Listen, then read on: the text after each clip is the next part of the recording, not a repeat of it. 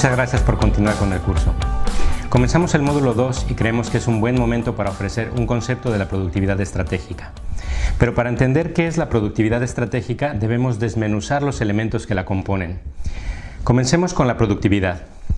Esta es el nivel de eficacia de una organización para satisfacer los deseos y necesidades de sus clientes en comparación con otras que ofrecen productos o servicios similares.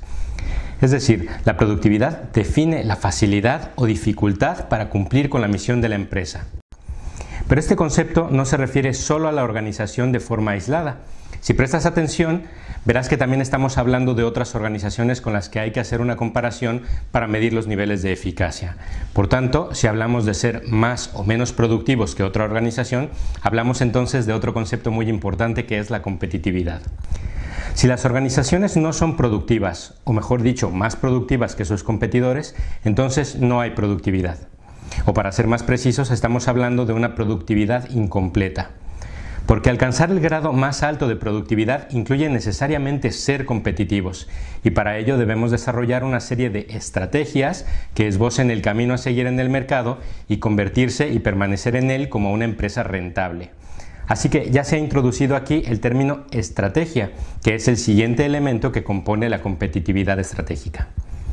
La estrategia entonces es la planificación para lograr los objetivos de la organización mediante el equilibrio de los recursos internos frente al entorno externo. Es decir, realizar planes, planes y más planes. Y cada plan debe superar en calidad al anterior.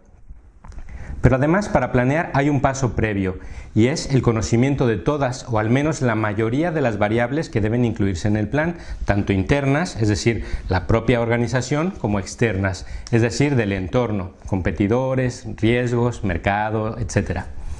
Por ello se dice que la estrategia es la gran bestia, porque para dominarla hay que conocer cada ángulo de ella, como en el ejemplo del elefante.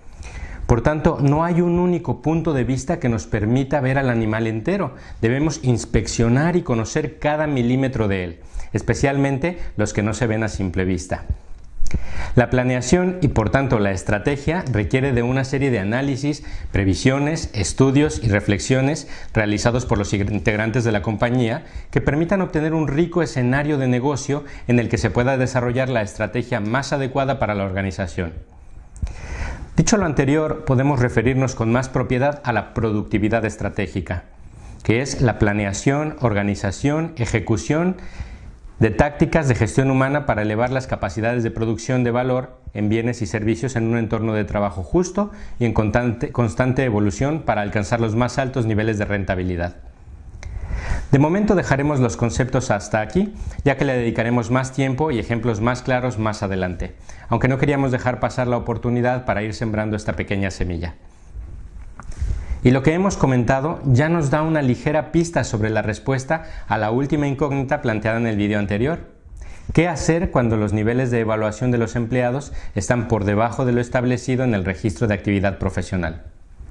Cuando los empleados no superan los estándares previstos, se compara con el plan de recursos humanos que emana de las políticas de la empresa para aclarar las desviaciones del empleado respecto de los resultados esperados. Y a continuación se debe realizar un informe de viabilidad para determinar si las desviaciones se pueden corregir o si el empleado simplemente no es el adecuado. Desde luego, cada caso debe analizarse de forma autónoma. Sin embargo, los resultados del informe de viabilidad del candidato, si son positivos, se debe realizar un plan correctivo para favorecer el desarrollo óptimo del candidato y ayudarle de esta forma a que alcance los estándares que ha determinado la organización. Seamos claros, para que una empresa sea productiva requiere de empleados productivos. Por tanto, si el estudio de viabilidad arroja un resultado negativo, lo oportuno es prescindir del candidato. No obstante, si el proceso de reclutamiento y selección se ha hecho correctamente y la inducción emocional inversa se ha aplicado con solidez, no deberíamos esperar tener resultados deficientes en las evaluaciones. No se trata de evaluar constantemente para criticar o para juzgar, sino para entender cómo podemos ayudar al empleado a mejorar. Si el empleado está bien seleccionado, el resultado rara vez será negativo. Por tanto, la selección es crucial para que la inducción emocional inversa tenga sentido. Pero así como se debe aplicar un buen filtro para identificar a los empleados con potencial y con motivación para que la organización obtenga lo mejor de ellos en cuanto a productividad, la organización también debe estar dispuesta a invertir en estas personas. De hecho, esta será de lejos su mejor inversión. Invertir en personas en calidad de empleados es la inversión más delicada que existe, por tanto, requiere precisión, tiempo y un método profesional. Invertir en personas no es tan distinto de invertir en otro tipo de recursos. Veamos, toda inversión tiene tres variables. Pensemos en HP cuando va a comprar un robot para ensamblar microprocesadores en su filial de Israel. Necesita pagar una alta cantidad por él, por tanto, dinero. Después necesita que el robot a cambio de ese dinero pagado genere mucho valor, por tanto, rentabilidad. Por último, que la rentabilidad obtenida sea continua el mayor tiempo posible, por tanto, tiempo. Para comprar un robot de calidad, HP deberá desembolsar unos $32.000. También podría comprar uno de menor calidad por casi la mitad, pero a medio plazo lamentará haberlo hecho, ya que o bien el robot no ofrecerá la misma tasa de productividad o bien no será productivo el tiempo esperado, o una combinación de ambas. En ese sentido, aunque una persona no es una máquina, con las personas sucede lo mismo. De hecho, una inversión mal realizada en personas resulta a medio y largo plazo muchísimo más costosa que una inversión deficiente en bienes de capital. Esto lo demostraremos en el módulo 6 del curso mediante el rendimiento financiero de la conducta. Pero ahora nos centraremos en los departamentos de recursos humanos y la gestión de las personas. Si se han abierto las puertas de la empresa a empleados indeseables, es debido a que quienes han diseñado las políticas de recursos humanos, o quienes las han ejecutado, o ambos, son los primeros empleados con quienes hay que trabajar. Y en estas circunstancias estamos ante un escenario que sirve de caldo de cultivo para lo que llamamos el ambiente de trabajo low cost. Esto quiere decir que hay un ambiente de trabajo que se encuentra viciado por diversos elementos. En la diapositiva puedes ver solo algunos de los múltiples factores que esto puede incluir, como las envidias, la falta de integración en los equipos, la duplicidad de funciones, entre otros. Y se llega a este ambiente de trabajo low cost precisamente por hacer malas inversiones en personas. Y al igual que en un vuelo low cost, en los servicios inmobiliarios low cost o incluso en la ropa low cost, al final se cumple la premisa de que lo barato sale caro.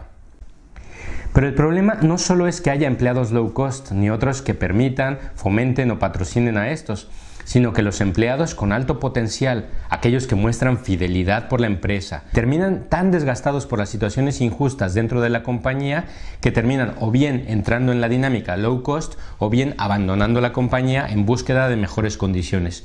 Y no los culpo, porque los empleados con potencial, esos productivos y competitivos, buscan retos constantemente. A estas alturas, ya te habrás dado cuenta de que el ambiente de trabajo low cost es la antítesis de la productividad. Pero, ¿por qué se genera este tipo de ambiente? No podemos responder de forma somera a una pregunta tan importante.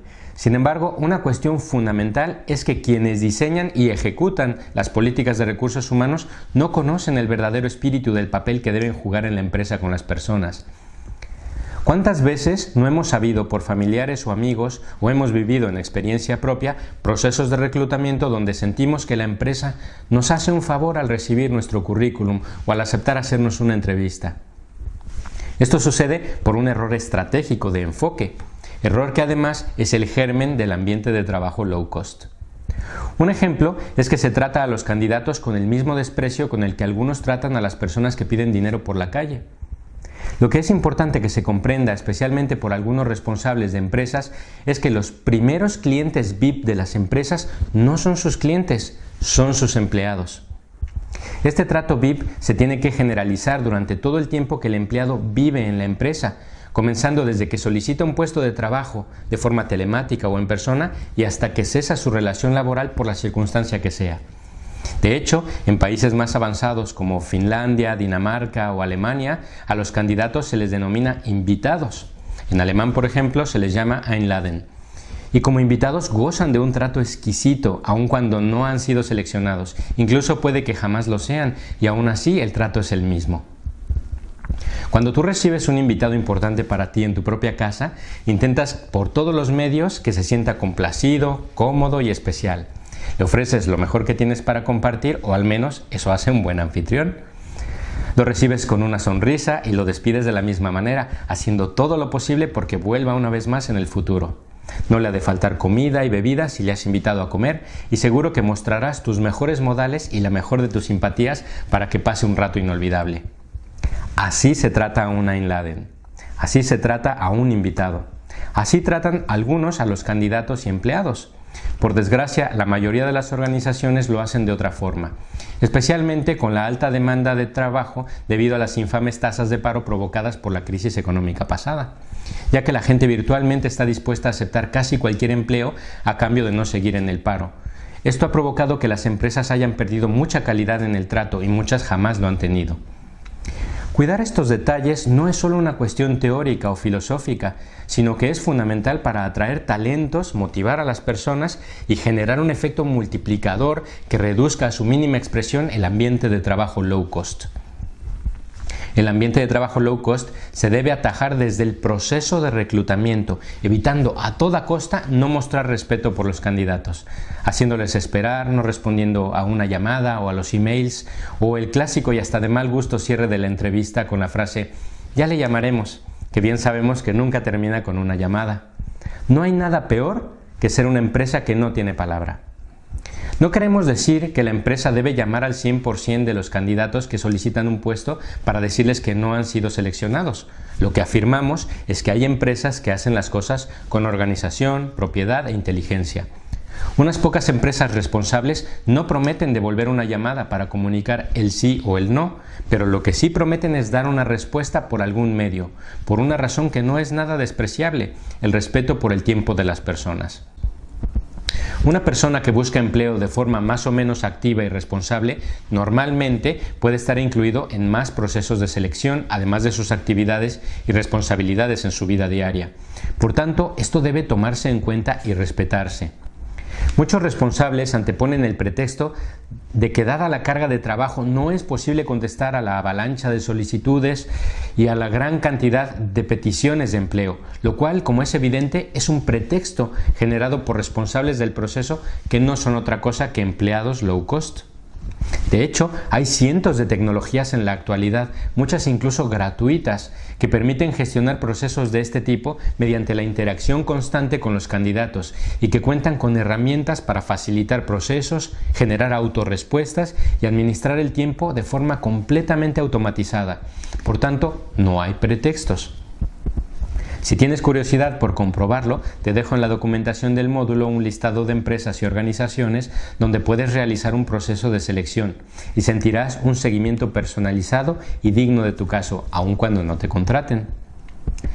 Visto lo anterior, comentaré en el siguiente vídeo los detalles de dos conceptos que permiten apuntalar el rol de las personas para navegar hacia la productividad. Se trata de la gestión dual y la competitividad sostenible. Esperamos sinceramente estar despertando tu interés sobre este apasionante tema, así que nos vemos en breve.